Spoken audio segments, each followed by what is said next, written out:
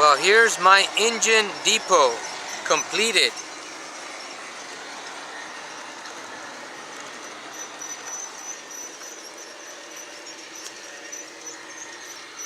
Got the UP decals from some guy in Europe for $10. So here it is. I got my yard all done and set. Got people working on it, and I'm a very happy man. Still a little more details I gotta do to the building, but it's pretty much done. And that dark strip of black you see there's tape, because the roof was about a quarter-inch shy of being complete. So anyways, there's my yard, guys. So I'm all done. Got my yard over here. Running a couple of trains today.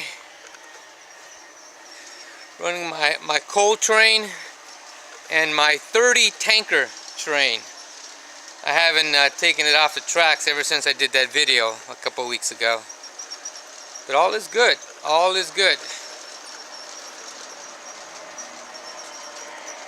And my lights really don't work all that great, but they blink.